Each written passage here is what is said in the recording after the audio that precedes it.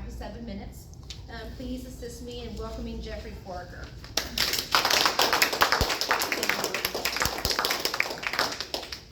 All right, how many people here, how many people grew up in San Antonio?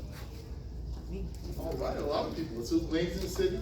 As for myself, I was born in Aurora, Colorado, outside of Denver on an Air Force base. My mother moved to Austin with me and my brother when I was about 2. And Austin is my hometown. That's where I grew up. I learned a lot about supporting local businesses and keeping Austin weird, because that was the thing in the 80s and the 90s that I grew up with. But the small city I lived in began to change into a big city, and I had to move away. Around my 20s, well, I was 20 at the time, I moved to San Marcos to start my education at Texas State.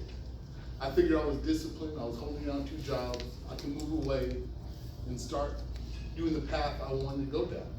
But little did I know, I had a lot of superfluous behaviors that I didn't have the discipline for. I needed to learn that discipline. And this is a speech about how I learned discipline in my journey moving down here to San Antonio. Now, if you don't eat your meat, how can you have any pudding? You can't have any pudding if you don't eat your meat. If you don't know what that is, it's a famous line from a song called Another Brick in the Wall by Pink Floyd. While I lived in San Marcos, I had a group of friends I hung out with. We all lived in the same apartment building, the G building. We called ourselves the G Unit, because it was around that time 50 Cent was popular. So that's what we called ourselves, because we all lived in that same building. And sometimes we would sit out and just drink on the porch and have a good time. My friend Brian would go grab his guitar, and we would sing songs like that. He would just break out, start jamming. You know, Another Brick in the Wall, Bohemian Rhapsody, Santeria by Sublime. This is songs that everybody knows. You may not think you know the lyrics, but once you start hearing it, you're like, oh, I know this song. This is a jam. I'm gonna sing along. Because we all had a couple of years going. And that was always the theme for the night, surrounding around that. Now, me and Brian became very good friends. We both had a love for movies. As you all know, at one time I wanted to be famous. And I met this guy who would sometimes even talk in just straight movie quotes to have a whole conversation. And now I learned that he was a grip on a remake of Friday the 13th. And he was doing other production work at Texas State on little small films. And I was like, man, it's like I need to hang around this guy. Like, I want to do what you're doing. So he's like, yeah, you can definitely do that. So he would call me, invite me to do some of the production work with him. And through that, I would meet other people who had the same interests and do the same things. And things were going good. I was on the path. I was like, this is the path I'm going to be on. Things are going great. I got my friends with me. But little I know, I had bad behaviors. I wasn't practicing discipline with. And slowly but surely, I learned the hard way that you really have to eat your meat before you get to the place.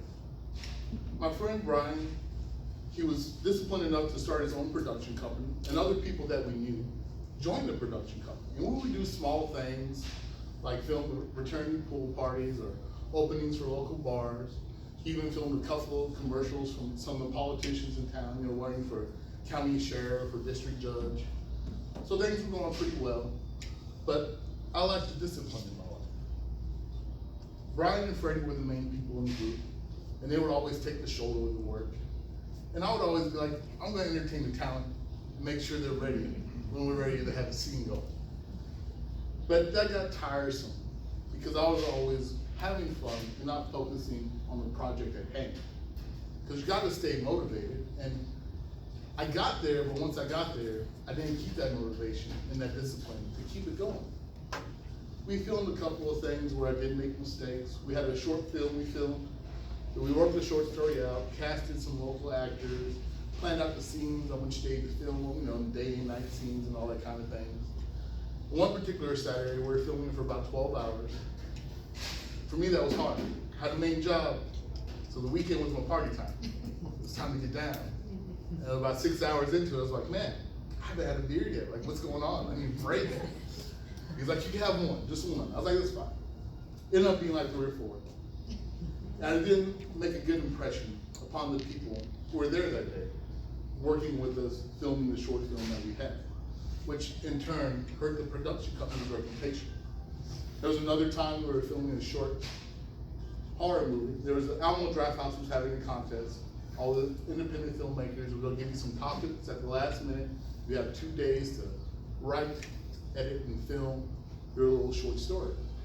So we're like, yeah, game on. We're going to do this. This is going to be the weekend plan. We got our topic. It was telekinesis. Which I don't know if there's any horror movie. That's a pretty popular theme in horror movies. Somebody with powers with their mind, they can make people do stuff. So we're like, we're definitely going to have a revenge scene in this. Like at the end, the big third act is when she gets revenge on everybody that treated her wrong and all this stuff. We're like, where are we going to film it? Well, we all lived in the same apartment complex. We're like, we have a pool here. Let's just do a pool party. We didn't get enough actors on short notice, so we just called all our friends. Bring beer, we got beer, we're gonna have fun, we're gonna film some stuff. We all just have a good time. Seemed like a great idea. Not for Fergie and Brian, because they did most of the work, stayed sober the whole time, and did all the filming stuff while I was taking care of the town, making sure they're ready for their scenes. When really, we were just out having some fun, being superfluous with the drinks, a little bit too much. And that's when things really started to go downhill, because I started becoming less and less involved with the production company, because I was more interested in keeping up with that party lifestyle that I was getting caught up in. And eventually, everything came to a head where I was behind on bills and not doing good with my job. I eventually moved back home with my dad. And that's where I literally learned how to discipline myself. I quit drinking for a year, and that's where I literally learned who my real friends were, who would stay there and motivate me and keep me going. And I really decided on the path that I wanted to go there. Living in the clean area with my dad, I really got sick of the small town.